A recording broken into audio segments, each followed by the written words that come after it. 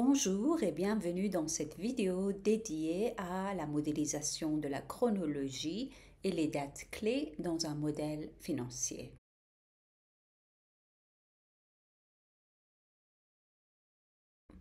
Avant de commencer, je veux juste ouvrir une parenthèse et vous dire que pour créer un modèle financier, la première étape pour moi, c'est de penser à la conception, à la design de notre fichier Excel et le nombre de pages qu'on veut ajouter dans le fichier et les codes couleurs qu'on veut utiliser et beaucoup d'autres choses. Mais aujourd'hui, je ne vais pas discuter de ça parce que notre but, c'est de parler de la chronologie dans les modèles financiers. Et j'ai un cours qui est vraiment dédié à tout ce qui est spreadsheet design. C'est comme ça que j'ai appelé le cours qui est disponible et ça vaut le coup de jeter un coup d'œil. C'est en anglais, mais c'est aussi gratuit, alors je vous conseille d'aller jeter un coup d'œil. Alors, avant de commencer, je vais vous introduire un outil que j'utilise tout le temps pour tout ce qui est coloriage, formatting, tout ça, j'utilise cet outil qui est disponible sur le site. Si vous allez sur le site de Professor Bodmer, vous tapez edbodmer.com et vous descendez ce box et vous pouvez télécharger cet outil. J'ai également une vidéo séparée en français qui parle de cet outil et qui vous donne toutes les raccourcis et je vous explique dans cette vidéo comment j'utilise cet outil pour faire tous les coloriages, tous les formatages de mes modèles financiers. Très bien, une fois que j'ai mon generic macro qui est ouvert, tout d'abord, avant de l'utiliser, on doit appuyer sur ce bouton Implement Initialize qui est aussi disponible sur cette feuille Default Values, vous le voyez ici aussi. Et ici, vous pouvez également customiser tous les codes couleurs, mais tout ça, mais on ne va pas voir ça aujourd'hui ensemble. Très bien, alors rentrons dans le vif du sujet. Tout d'abord, je vais créer une nouvelle fichier Excel et je vais tout d'abord le sauvegarder. Je vais le sauvegarder en format ou XLSM ou XLSB. Pourquoi? Parce que je veux bien sûr avoir la possibilité d'utiliser le VBA dans mes modèles financiers. D'accord? Très bien. Une fois que je fais ça, je lui donne un nom, template 02 disons. Et c'est bon, je peux aussi mettre peut-être, voilà, c'est fait par la société, par exemple, FinexMod, ici, c'est moi. Et bon, tout ça.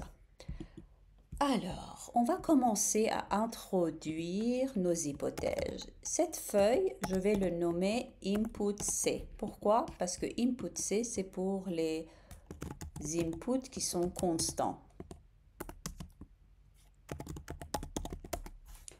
Très bien. Ok, mais avant de commencer, je vais faire quelque chose. Je vais vite fait utiliser un macro. Pourquoi pas? J'ai déjà un modèle financier si je peux le trouver. Voilà, ça donne la partie 1 timeline. Je vais ouvrir cette feuille et comme ça c'est bon. Maintenant je reviens sur ma feuille que je viens de créer. Je vais rentrer dans le monde de VBA. Très bien. Ok, je vais appuyer sur Developer. Après, je vais dans Visual Basic. Et là, vous voyez que je peux voir ici toutes les informations que j'ai sur Excel.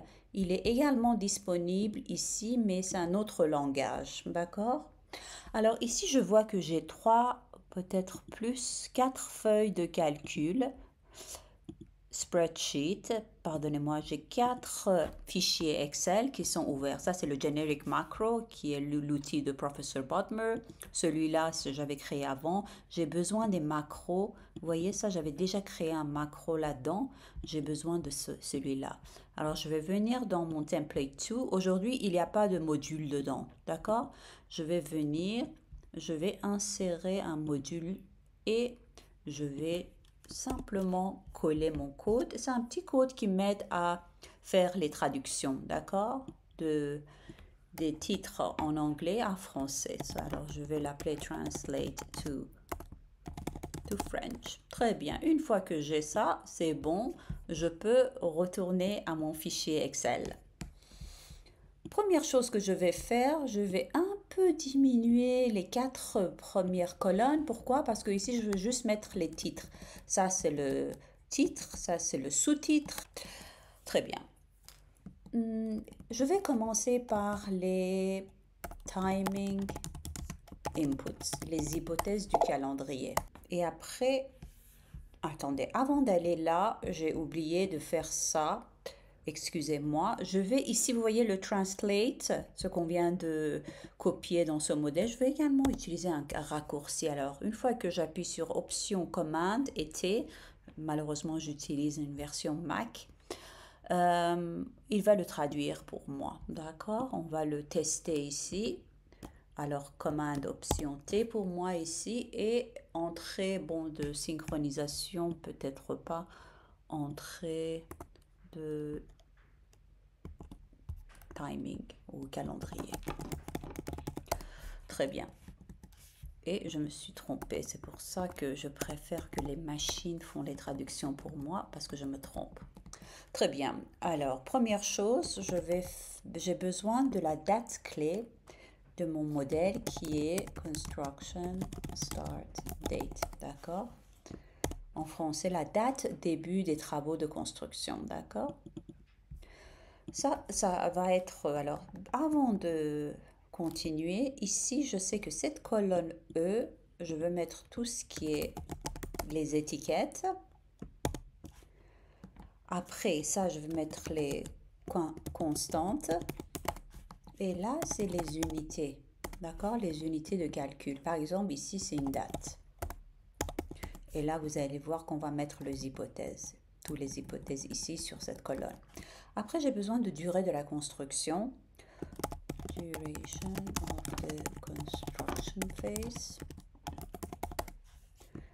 Durée de la construction. Et après la date de fin des travaux de construction. Très bien. Ça aussi, ça va être au niveau d'unité, c'est nombre de mois. Et ça va être date. Une fois qu'on a fini avec les dates clés de construction, on passe à phase d'exploitation. Alors, on a date début des travaux d'exploitation ou l'exploitation ou l'opération.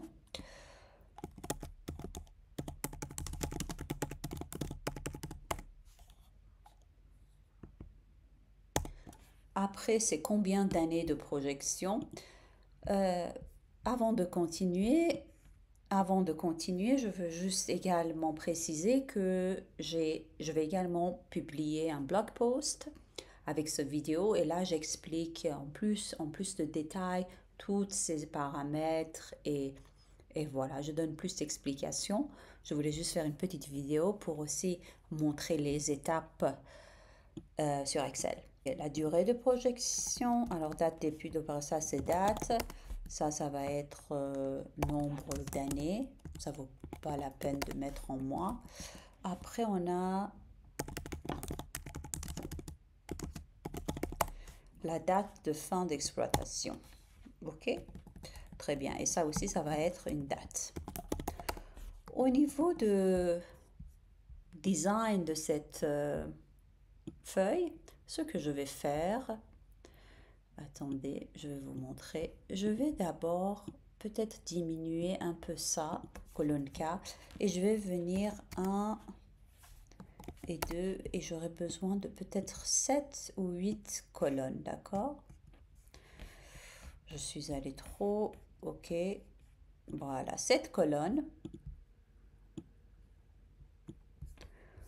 où je vais définir les différents scénarios, d'accord? Par exemple, ici c'est base case, la cas de base. Ici, je peux un peu plus conservateur, down case, d'accord? Et maintenant, je peux commencer à définir mes hypothèses. Disons que on prévoit que les travaux de construction, ils vont commencer en janvier 2025, d'accord? Très bien, on le met comme hypothèse. On sait que la durée de la phase de construction, tous les travaux de construction durent 12 mois. On le met 12 mois. Maintenant, Pour la date de fin des travaux de construction, on peut utiliser les fonctions mois décalé, en français et au moins en anglais, qui veut comme variable, le premier c'est la date de début, après c'est la durée en mois. Vous voyez, c'est pas en année, c'est en mois. C'est pour ça qu'on va mettre le 12. Et normalement, il doit nous donner 31 décembre 2025. Mais vous voyez qu'il nous a donné 31 janvier. Alors on sait qu'on doit faire un petit ajustement dans notre formule et la formule est bonne. Deuxième chose, maintenant ici, normalement la date de début de l'exploitation est un jour après la date de fin de l'opération. Bien sûr, on peut également appliquer un délai entre la fin de construction et la date début des opérations. C'est ce qu'on peut faire dans les sensibilités. Pour le moment, on va le garder comme ça. Au niveau de nombre d'années de projection, on va mettre 20 ans, 20 années de projection. Et on va également utiliser la même formule IOMONT ou mois décalé ici, mais puisque c'est en année, on doit le multiplier par 12. Très bien. Et on fait Shift Control 3. Comme vous le voyez, c'est devenu 31 janvier 46, mais si on veut compter 20 ans, il doit être décembre 45. Alors, la seule chose que je dois faire, c'est de mettre ici moins 1 et le tour est joué. Très bien. Une fois que j'ai toutes les dates clés ici, maintenant, je veux utiliser une formule qui va d'abord regarder un code qu'on va définir ici ensemble et à partir de cette code, il va choisir entre ces 7 colonnes. Par exemple, ici, on va avoir les mêmes hypothèses, peut-être que voilà, les prêteurs, ils exigent plutôt 18 mois pour les travaux de construction. Comme ça, on peut le tester dans le modèle. Et les autres hypothèses, on va les garder comme telles et on va donner la possibilité à nos utilisateurs de définir leur propre scénario. D'accord? Une fois que j'ai envoyé ça, je dis voilà ce que j'ai défini comme la cas de base, mais vous avez la possibilité aussi de définir votre propre scénario. Très bien. Alors, tout d'abord, j'ai dit on doit venir, on va ajouter quelques lignes. Et là, j'ai besoin de cette code pour le switch. Là, je vais l'appeler notre code pour notre scénario d'entrée et je vais mettre 1 ici. D'accord? Je vais utiliser cette code dans la formule index. La formule index, il dit va dans toutes ces cellules, la ligne que tu vois, et prends le numéro 1. D'accord? Et bien sûr, on va le bloquer, comme ça on peut le copier. Shift Control 3. Vous le voyez qu'ici, il va venir et choisir le premier. Copions la formule en bas, mais juste au niveau de formatage, on doit changer. Il est aujourd'hui à 12 mois. Si je passe à 2, vous voyez qu'il va passer à 18 mois. Comme ça, on a la flexibilité ici de tester tout en utilisant un simple technique, en utilisant le formule index. Même chose ici pour les 3 autres dates. Très bien. On a maintenant tout. Avant de continuer, je voulais juste mentionner une petite chose. Et c'est ici, vous avez vu dans notre formule là, on a mis 12. Bon, 12 définit quoi? 12, c'est 12 mois dans l'année. On a normalement, il n'y en a pas plus. D'accord? C'est toujours 12 mois. Alors, on peut le mettre en code dur dans la formule. Mais si vous voulez envoyer vos modèles aux auditeurs et les modèles vont être audités, peut-être qu'ils vont vous dire que c'est mieux de même les chiffres comme ça, comme nombre de jours dans l'année, tout ça, il faut également les définir dans le modèle. Et c'est ce qu'on va faire ici. On va venir introduire les constantes comme le nombre de mois dans... J'ai pris confiance à écrire en français, mais je suis sûre que je vais faire des erreurs. Alors ça, c'est quoi? C'est nombre de mois et c'est 12. OK? Après, on va sélectionner les deux, Shift Control F3. Comme ça, on va créer ce qu'on appelle les range names. D'accord? Vous voyez que ici, une fois que je l'ai mis, si j'appuie sur cette cellule, il va dire que c'est le nom, c'est nombre de mois dans l'année. OK? Maintenant, dans notre formule, au lieu de dire 12, je peux faire référence à ce nom que je viens de définir. Comment est-ce qu'on l'a nommé? Nombre. Voilà, il est là. Bon, ça c'est une petite chose, mais peut-être que ça va être utile pour vous. Très bien. Vous avez vu que quand j'ai voulu copier la formule à droite, j'ai utilisé un raccourci. Peut-être que vous ne l'avez pas vu, mais je voulais le mentionner. Si vous utilisez le Generic Macro, vous avez accès à des raccourcis qui ne sont pas disponibles sur Excel. L'un des raccourcis, c'est Shift Control R pour Robert. Et ça va vous aider à copier la formule à droite. D'accord? Comme cela, par exemple.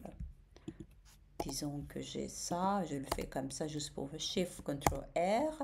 Et là, il va aller et il va s'arrêter exactement où on a mis notre dernier input. Il ne va pas aller au-delà. Parce que si je fais copier, vous savez qu'il va aller jusqu'à la fin de la ligne. Et ça, c'est un peu dangereux. Maintenant, avant de passer à l'autre feuille, qui est la feuille des calculs, on va tester notre Generic Macro. On va appuyer sur Shift, Control et C. OK, c'est parfait. Comme ça, il m'a donné tout ce qui est en code dur ici. Après, je peux également jouer et faire d'autres coloriages si je veux. Je peux mettre ces deux en deux couleurs différentes. Au niveau du view, si je vois qu'il y en a beaucoup qui n'aiment pas les grid lines, les grilles sur Excel, bon, vous voyez, comme ça, c'est peut-être plus propre. OK?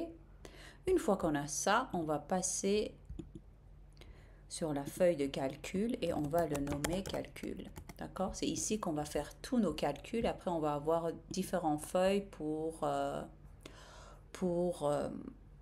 d'autres, pour les résultats, pour les vérifications et pour tout. D'accord? Très bien. OK, cette feuille de calcul, je vais faire la même chose. Je vais diminuer les 4 colonnes et ici, je vais mettre tout ce qui est étiquette. OK. Et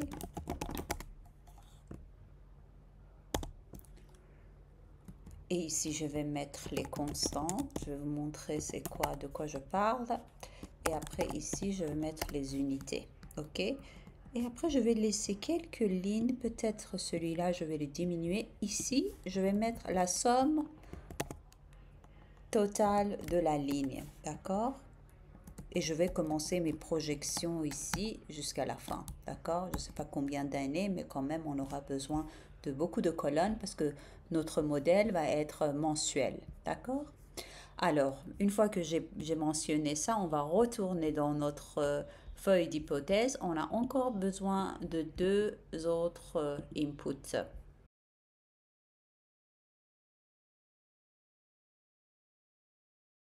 Date, on a besoin du date début du modèle financier, d'accord?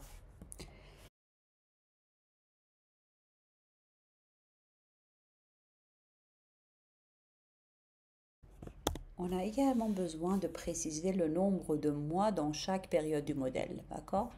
Je sais que quand je veux présenter mes états financiers, le cash cascade, le compte du résultat et le bilan, la plupart du temps, mes clients me demandent de les présenter en annuel, bien sûr, et basé sur le calendrier, c'est-à-dire commencer en janvier et finir en décembre, d'accord? Pour faciliter ça, ce que je fais, toujours la date début de mes modèles, il commence au mois de janvier de l'année où c'est la première année que je veux commencer à faire mon analyse. Par exemple, ici, comme vous le voyez, la date début des travaux, on a mis 1er janvier 2025. Par exemple, ici, c'était pas janvier et on veut commencer en juin 2025. Alors, comment on fait là? Est-ce qu'on commence le modèle en juin ou est-ce que c'est peut-être plus facile de commencer le modèle en janvier? C'est pour ça que j'utilise la formule date et je dis pour l'année, choisis le date début de construction, pour le mois, mai 1 et pour le jour, mai 1 aussi. Shift Control 3. Et là, j'ai janvier. Même si j'ai la date début de construction, des travaux de construction qui est en juin 2025, mais mon modèle, il commence en janvier. Ok, les deux dates entre janvier 2025 et 6 mois après en juin, je peux l'appeler Development Stage, d'accord? Mais je ne fais pas des calculs ici dedans, ça va être blank, d'accord? Après, pour le nombre de mois, ça c'est vraiment technique. Ces deux hypothèses-là, ce pas des dates clés du modèle, mais ils sont plutôt euh, liés aux mécaniques du modèle, d'accord? Si je mets un ici, ça veut dire que mon modèle, il est mensuel.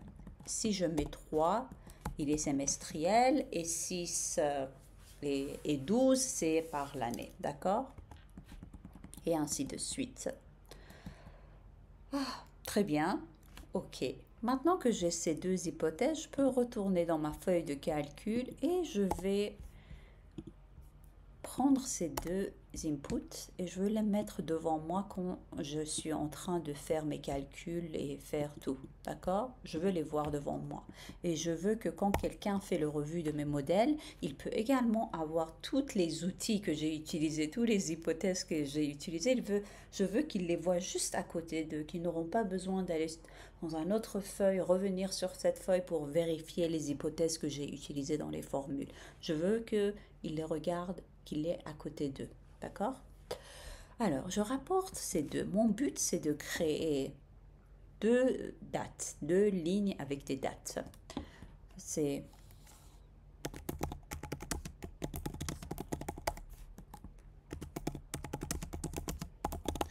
je vais appeler la date début du modèle et l'autre la date de fin du modèle. D'accord? Ou de période du modèle. Très bien. Alors ici, normalement, ça doit être janvier, d'accord? Ici, cette colonne M, où je commence à faire mes projections. Cette colonne M, ici, je dois avoir janvier 2025 et la date de fin doit être janvier 2025. Et puisque c'est un modèle mensuel, ça doit être 31 janvier 2025. D'accord? Maintenant, je sais ce que je veux avoir et je vais voir si je peux le formuler avec les formules Excel. Tout d'abord, tous les deux, c'est des dates. Alors, je vais mettre les unités ici. Et ici, qu'est-ce que je dis? Ok, je veux dire si c'est le premier colonne, c'est le colonne M, mai, janvier 2025. Sinon, va regarder le colonne d'avant, la date de fin et ajoute 1. D'accord? On va le faire ici ensemble. Mais avant de ça, j'ai besoin d'un petit calcul que j'appelle sequence. Ça, c'est le numéro de colonne. Quelque chose comme ça. D'accord? Et là, il va commencer avec 1 et je peux aller où je veux jusqu'à la fin, mais bon, ça va être un peu trop. Pour ça, je vais utiliser cette fonction sequence. Je dis commence à mettre 1 et après tu peux aller jusqu'à 300. Bon, je mets le chiffre comme ça ici. Et comme vous le voyez, il s'arrête à 300. Alors, on a 300 colonnes. Là, je peux commencer à, comme la dernière fois, si vous n'aimez pas mettre les chiffres en code dur, vous pouvez revenir ici dans vos constants, définir le sequence, mettre votre 300 et ça va être les numéros de colonnes.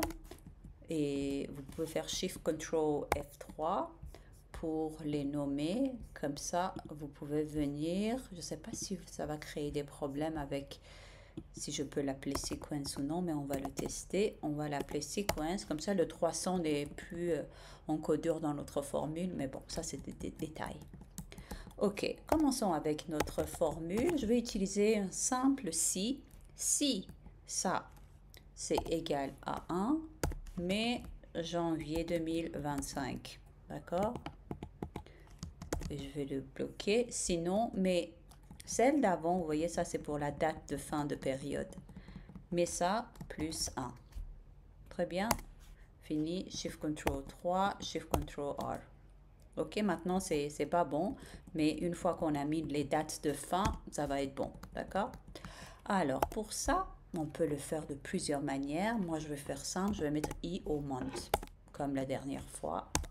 I au month, et pour le nombre de mois, je vais mettre 1 et on va voir si on aura le même problème ou non. Shift Ctrl 3, comme vous le voyez, c'est pas ce qu'on veut. Alors, on va mettre moins 1. Ok, là c'est bon, on a notre 31 janvier 2025. Je vais sélectionner les deux ou juste un seul et Shift Ctrl R. Maintenant vous voyez qu'on commence en janvier 2025 et on va jusqu'à décembre 2049. Maintenant on veut voir nos dates clés qu'on a définies ici. On veut voir où est-ce qu'ils se situent, juin 2025 et où exactement. Bon, ici visuellement je peux venir dire voilà, colonne R et pour la date début des travaux de construction. Et après, quoi d'autre? Et je sais que mai 2026, c'est la date de fin des travaux de construction. D'accord? Et tout ça, c'est la phase de construction. Si on regarde toutes ces colonnes-là, ils nous racontent l'histoire des travaux de construction, le EPC qui continue à travailler, les prêteurs et les tirages de la dette et toutes ces histoires-là, on va les placer ici dans ces colonnes. Alors, on a besoin des indicateurs, en anglais on dit flags, et les compteurs pour créer cette dynamique dans notre modèle. Parce qu'aujourd'hui, colonne R est pour la date début de construction. Mais peut-être que demain, les choses vont changer. Alors, on veut avoir un modèle très flexible, qu'une fois que je change les hypothèses de timing, le modèle va s'ajuster automatiquement. C'est ça notre but. D'accord? Alors, je viens et je dis d'accord, ok, dis-moi. Je vais d'abord ramener ces deux hypothèses. Même les trois, pourquoi pas. Ok. Mais celui-là, je n'ai pas besoin pour le moment. Je le mets ici. D'accord? Pour ces deux hypothèses, et je vais mettre ça en date, je veux créer un variable binaire 1 et 0. D'accord? Et je vais l'appeler flag ou indicateur. Ok? Alors, je veux qu'ici, ça soit 0, 0. Ici, c'est 1 et après, c'est 0.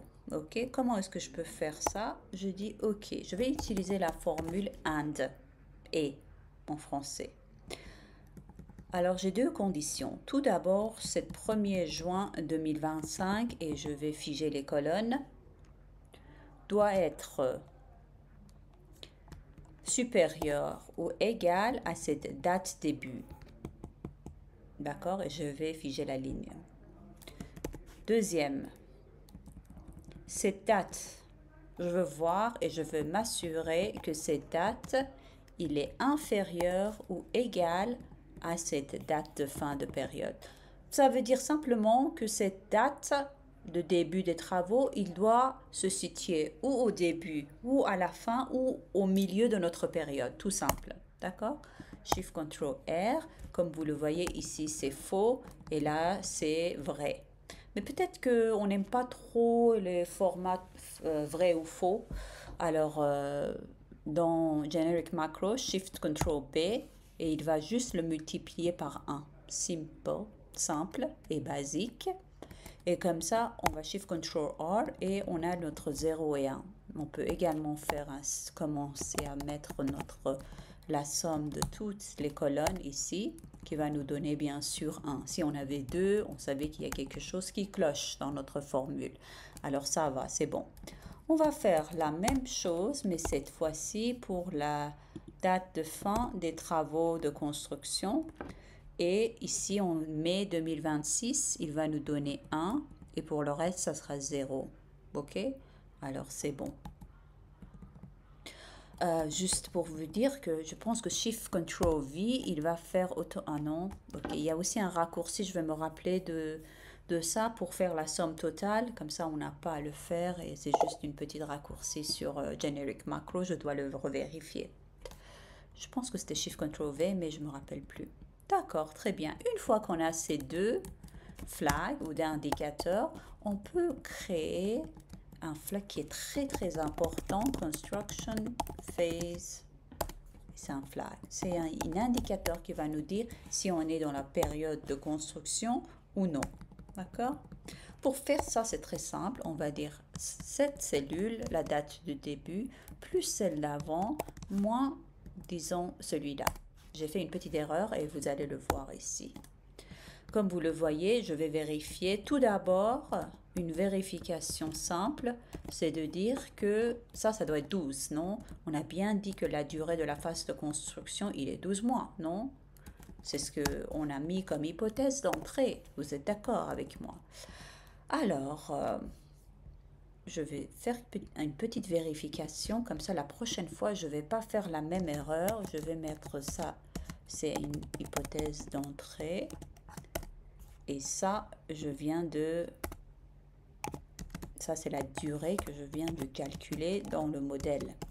Et je veux m'assurer que ce que j'ai assumé dans le modèle comme hypothèse est en ligne avec ce que je viens de calculer. D'accord? Et aujourd'hui, si je fais la vérification, vous voyez que, attendez, on va faire ça. Excusez-moi. Une minute pour ça, je vais l'appeler vérification ou simplement check. Ça, je vais mettre une petite espace. Très bien. Et ça, c'est une vérification. Je veux m'assurer que ça, c'est égal à ça. C'est pas le cas aujourd'hui. Alors, avant de continuer, je vais importer tous mes vérifications dans cette feuille checks. D'accord? Alors, je vais venir ici, je vais introduire, je vais faire le lien entre la vérification que je viens de créer. Je vais le copier. Et là, une fois que j'ai mis toutes mes vérifications, à la fin, je vais mettre ce qu'on appelle master check. C'est le grand vérification, master check. OK? Et cette master check, il va vérifier un par un que nos checks ils sont corrects et le modèle quand même soutient et le modèle est bon. Très bien. Alors, pour ça, je vais faire, puisque c'est un vrai ou faux, comment est-ce que je peux faire la somme des vrais et du faux? D'accord? Ok, par exemple, tout ça, ça va être des vérifications. Je vais mettre libre pour le moment. Mais si je continue à construire mon modèle, je vais remplir tout ça par des vérifications. D'accord? Très bien. Maintenant, je veux m'assurer que la somme de tout ça est OK. Je vais faire if. Je vais faire un si avec un et je veux dire si tout ça est vrai,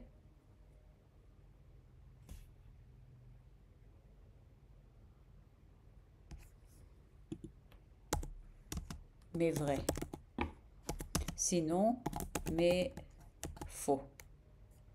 D'accord? Et je vais fermer la parenthèse. Et comme vous le voyez aujourd'hui, il est faux. Alors, notre master check aussi, c'est faux. Mais ce que je voulais vous dire, c'est que cette master check, à chaque fois qu'on commence à créer une nouvelle feuille de calcul, on va mettre cette master check à l'en-tête. On va également travailler sur le formatting et tout ça, le coloriage. Mais pour le moment, on veut régler notre problème ici dans notre formule. Pourquoi il ne donne pas 12? Pourquoi? Parce que quand je viens ici, vous voyez, mai 2026, c'est toujours une période de construction. Alors, je dis, au lieu de faire la soustraction de celle de T, fais T-1. Shift Ctrl R. Et je dois copier aussi à droite parce que j'ai fait ma correction au milieu des colonnes. Et là, vous voyez que notre vérification, c'est bon, c'est vrai. Et voilà, le tour est joué. Très bien. Maintenant, on veut faire exactement la même chose, mais avec ces trois hypothèses, d'accord? Alors, on va les ramener ici.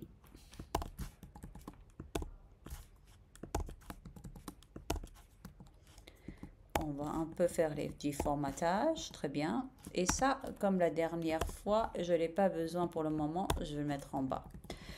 Alors, je vais tricher, je vais prendre la formule qui me donnait la date début, je vais le coller ici, normalement c'est bon, et ça aussi ça doit être bon. La date de fin de l'opération ici c'est bon, et je vais vérifier bien sûr juin 2026, comme vous le voyez, ici juin 2026, c'est 1, et après il va être, on va s'assurer qu'on a vraiment 20 années de projection. Ok, comment faire ça? D'abord, on doit créer notre indicateur pour la phase d'exploitation. Ok. Alors, Shift Ctrl T. Et je vais l'appeler flag. Et je pense que je peux copier tout ça parce que je suis paresseuse. Et je vais copier tout ça et je vais m'assurer que ce truc marche. D'accord? Et je vais faire la même chose que j'ai fait la dernière fois. Je vais... Ça vient des hypothèses.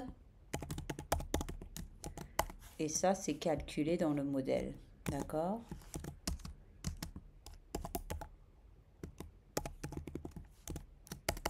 Et ça, c'est une vérification ou check. Très bien. Alors, ça, c'est nombre d'années et ça, c'est check au niveau des unités. OK. Ici, on a quoi? On a 240. Il suffit juste de les diviser. Vous vous rappelez, on avait fait nombre de mois dans l'année. On a besoin de diviser ça et ça nous donne 20. Et je pense que le tour est joué et on est bon. Alors, je vais transférer cette hypothèse, pardonnez-moi, cette vérification dans ma feuille de vérification. Et comme ça, vous le voyez qu'il va prendre ça en compte et on va s'assurer que tout est juste dans le modèle. OK? Jusqu'à maintenant, je pense qu'on est bon. Une dernière chose, ou encore beaucoup de choses peut-être, mais tout d'abord, il faut toujours mettre ces deux dates, bien sûr. Ces deux lignes, ils doivent toujours s'afficher à l'entête de notre feuille. Pourquoi? Parce que toutes les prévisionnelles, on va regarder les dates, oui. Je dis toujours que financement de projet, c'est un jeu ou c'est une histoire. Et l'histoire commence toujours avec il était une fois. Mais nous, dans le monde de finance, on continue, on dit quand exactement. Alors, les dates sont très importantes, d'accord? Alors, ça, je vais le mettre et je vais également, attendez, j'ai besoin d'autres lignes, cet indicateur de la période de construction là. Il est très important. Alors, je vais le mettre à l'entête de ma feuille parce que je vais faire beaucoup référence à ces deux lignes. D'accord? Alors, je vais les ramener jusque là et après, je vais faire mon Shift Ctrl R et ils sont tous là. Je peux également peut-être... OK, très bien. Maintenant que j'ai ces deux indicateurs, on peut commencer un peu, on va faire Shift Ctrl C et on va faire un peu de coloriage ici. Notre somme, c'est bien dans la colonne K. Vous voyez, je regarde ça. Les titres sont là. Est-ce que peut-être les 7 premières lignes, vous voyez à l'entête, je veux les colorier peut-être différemment. Alors, je vais mettre ça aussi, les vrais ou faux, très bien. Je vais lancer le generic macro et vous allez voir que on va avoir affaire à quelque chose qui est beaucoup mieux au niveau de format et coloriage. Bon, j'ai un petit problème avec Mac. Je ne sais pas pourquoi il ne me fait pas les 0 et 1, mais je vais vous le montrer. Des fois, il le fait, des fois, il ne le fait pas. C'est le problème avec Mac, qui est vraiment pas compatible avec Excel. Mais bon, je teste et j'essaye de travailler sur Mac parce que quand je fais des formations, il y a beaucoup de participants qui sont sur Mac. Et cela me permet aussi un peu de comprendre les raccourcis et pouvoir les aider pendant les formations. D'accord? Alors c'est pour ça que je souffre ici devant vous. Très bien. Maintenant, une dernière chose peut-être que je veux faire et je vais vous le montrer parce que je pense que ce vidéo a pris plus de temps que je l'envisageais. Regardez ça. Ça, c'est le modèle complet que je vais peut-être le télécharger sur mon compte Eloquence ou sur mon site. Comme vous le voyez, c'est la même chose qu'on a fait ensemble. On a toutes nos hypothèses. Une seule chose que je ne vous ai pas mentionnée, c'était vraiment comment créer le switch. On peut le faire ça la prochaine fois. Les calculs, ici vous voyez, c'est exactement ça, on a mis les vérifications. Mais ce que j'aime aussi ajouter, c'est ça, vous voyez cette variable. Attendez, on va zoomer un peu, comme ça on peut voir plus clair. Vous voyez ici à l'entête de feuille, on sait que là on est dans la phase de développement, ici on est dans la phase de construction, après on passe à opération, jusqu'à la fin que c'est retire, c'est shutdown, d'accord? Et ça on peut le faire facilement en utilisant un très simple formule. On va ajouter notre indicateur de première période du modèle, on va ajouter la date début de construction, on va ajouter la date début d'opération et après on va également faire la somme de la cellule précédente et comme ça on a des codes, ok? Les codes 0 et 1 et je fais juste un index ici, je dis si c'est 1 mes dev pour développement, si c'est 2 mes const pour construction, excusez-moi, et si c'est 3 mes ops pour opération et si c'est 4 mes retire ou c'est la fin de notre de travaux d'exploitation ou de notre phase d'exploitation. D'accord? Alors, voilà, ça c'est un état essentiel pour créer vos modèles financiers, c'est d'avoir la flexibilité de changer les dates clés du modèle. Et ça, franchement, c'est un peu compliqué. Moi, personnellement, j'ai un peu changé de philosophie pendant des années. J'explique tout ça dans mon petit cours sur les spreadsheet design. Mais voilà, avant, j'utilisais une autre approche qui était avoir une feuille de calcul avec tous les indicateurs, les compteurs pour la phase d'exploitation qui était plutôt en mensuel. Après avoir une feuille séparée encore avec des indicateurs pour la phase d'exploitation. Maintenant, je simplifie tout. J'ai juste un seul timeline. Vous voyez le chronologie, comme vous le voyez ici. Et lui, il me permet, et je préfère, pour vous dire la vérité, je préfère de faire mes modèles entièrement mensuels. Parce que la norme, c'est de faire la période de construction en mensuel et après la période d'opération d'exploitation ou en semi-annuel. Ça dépend de la méthode ou la fréquence de paiement de la service de la dette, d'accord? Mais moi, je préfère faire tout en mensuel parce que tout d'abord, je pense que ça donne beaucoup plus de flexibilité. Par exemple, on a une tranche de dette, on doit le payer en janvier et après en juin. Il y a une autre tranche de dette que peut-être on doit payer en avril et en septembre. Alors voilà, ça, avoir un modèle mensuel nous permettra d'avoir cette flexibilité de mettre toutes les dates et toutes les fréquences qu'on veut. Et également, vous savez que quand on rentre dans la phase de construction, on va monitorer tout en mensuel. D'accord? C'est pour ça que même si vous ne voulez pas faire votre phase d'exploitation mensuelle, je vous recommande vraiment de le faire pour la phase de construction. Une fois qu'on passe dans la phase d'exploitation aussi, vraiment on finit la construction, le projet est prêt, on veut également monitorer tout en mensuel, d'accord?